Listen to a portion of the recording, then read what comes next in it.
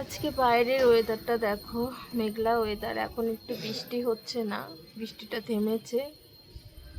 তো সকাল থেকেই প্রচুর বৃষ্টি হচ্ছে আজকে।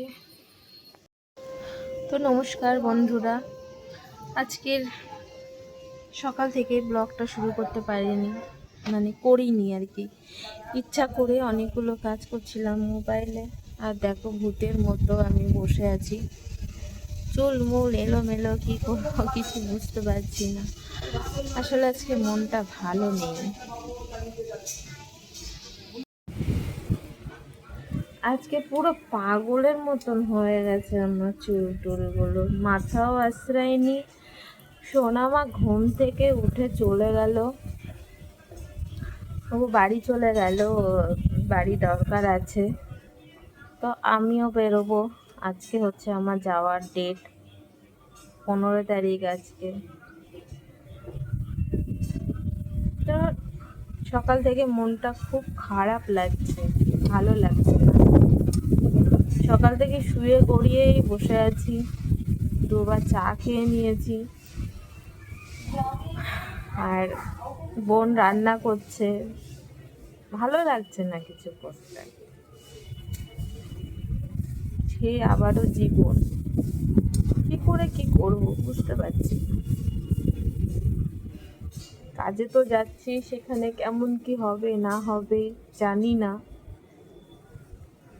সত্যি কথা বলতে আজকে একটা মানুষকে ভীষণ মিস করছি। আমি যখন বেরোতাম, কটায় ট্রেন, কিভাবে যাব, কোথায় কোথায় যাব, কোন স্টেশনে যাব, কত নম্বর স্টেশনে ট্রেন আসবে, এগুলোতে প্রচুর সাপোর্ট পেতাম। এর আগেও তো আমি অনেকবার বাইরে গিয়েছি, কিন্তু আজকের মতন মন খারাপ হয়নি কখনোই। আজকে মনটা খারাপ লাগছে। আসলে কিছু কিছু জিনিস না এমন হয় যে হাজারো কষ্ট হলেও না কিছু বলা যায় না।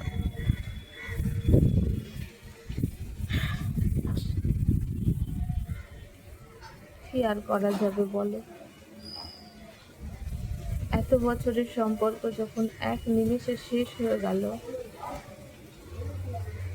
এক নিমেষে আমি কোথা থেকে কোথায় চলে গেলাম, কোনো ভাবতে পারিনি এরকম হবে।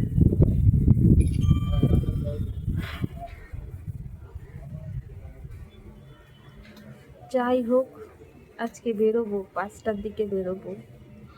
তবুও যে বান্ধবীটার সাথে যাব, আমি বললাম রে একা যাব না। আমার এমনিতে আমি মানসিকভাবে খুব দুর্বল আছি এখনো। হয়তো ভিডিও বানাচ্ছি, কিছু কিছু সময় এই বাচ্চাগুলোর সঙ্গে থেকে একটু মাইন্ডটা ফ্রেশ হয়ে যাচ্ছে, তখন ভিডিওটা বানাচ্ছি। কেন এটা দেখে মনে হচ্ছে এটা আমি? দেখো আমার এটা নাকি একটা ছবি নেই, এটা নাকি আমি।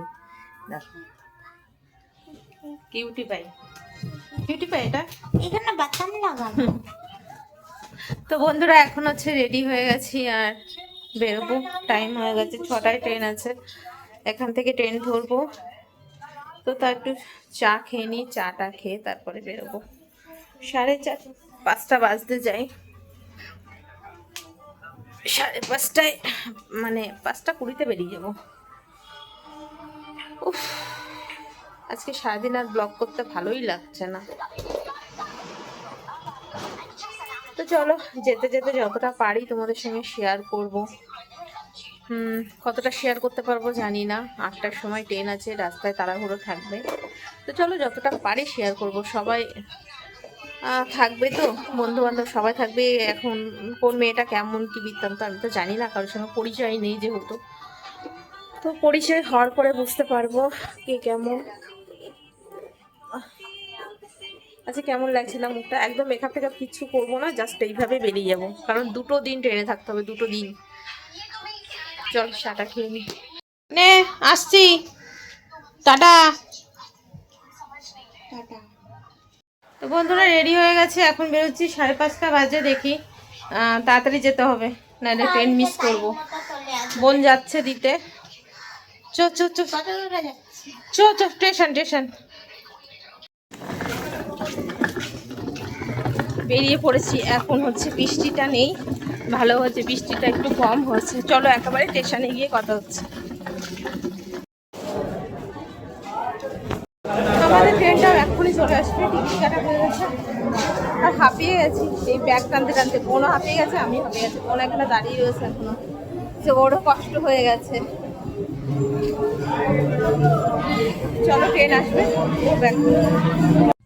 তো ফাইনালি আমি উঠে পড়লাম না, এখনও ওঠেনি গো, এখনও সবে দত্তপুর লোকালটা আসলো। এর আগে বনগাঁ লোকালটা চলে গেছিলো, তো সেই ট্রেনটাই ওঠেনি, কারণ ওই ট্রেনটাই হচ্ছে বান্ধবীরা ছিল না, আর এই ট্রেনে হচ্ছে বান্ধবী ছিল, যার জন্য আমি কিন্তু ওই দত্তপুর লোকালটাই উঠে গেছি। তো অনেক দিন পর কিন্তু এই লাগেজ আর ব্যাগগুলো নিয়ে আবারও সেই একা একা জার্নি, কী আর করা যাবে বলো, যার কেউ নেই তার ভগবান আছে, এটা ভেবেই কিন্তু রাস্তায় বেরিয়ে গেছি। তারপরেই হচ্ছে দেখো আমরা চলে এসেছি শালিমার স্টেশনে, আর আমাদের ট্রেনটা ছিল শালিমার থেকে, আর তার জন্য কিন্তু আমাদের অনেকটা তাড়াতাড়ি করে বেরিয়ে আসতে হয়েছে। তারপরে ফাইনালি কিন্তু আমরা উঠে গেছি, আর ট্রেনও কিন্তু ছেড়েও দিয়েছে জানো তো। তারপরে আমি উঠেছিলাম এসি 3 টায়ারে, আর একদম কিন্তু সিটগুলো খুব ছোট ছোট, মানে আমি আগে পরেও এসি 3 টায়ারে উঠেছি, কিন্তু এত ছোট ছোট সিট আমি কখনোই দেখিনি। এই ফার্স্ট টাইম আমার মানে সিটগুলো পড়েছে এত ছোট ছোট। আর সারাদিনের ক্লান্ত, আর ভালো লাগছে না। তারপরে একটু ফ্রেশ হয়ে খাওয়া দাওয়া করে তারপরে আবার বসে গেছি। এখন হচ্ছে রাত 12টা বাজে, আর বান্ধবীর সাথে করছি গল্প, ঠিক আছে, ওর সাথে গল্প করছিলাম আর ওকে ডায়লগ দিচ্ছিলাম। এটাই হচ্ছে জীবন, আর কিছু করার নেই। যতক্ষণ বেঁচে থাকবো সবাইকে নিয়ে ভালোভাবে বেঁচে থাকতে চাই, এটাই আর কি। তো তারপরে খাওয়া দাওয়া শেষ করে উঠে পড়লাম সিটে, আর আমার সিটটা পড়েছিল একদম উপরে, ওই আর কি ঠেলে ঠেলে উপরে উঠতে হলো। যাই হোক, আজকে ব্লগটা কেমন লাগলো অবশ্যই তোমরা কমেন্ট করে জানিও। আবারও দেখা হচ্ছে পরবর্তী ব্লগে, ততক্ষণ সবাই ভালো থাকবে, সুস্থ থাকবে, টাটা।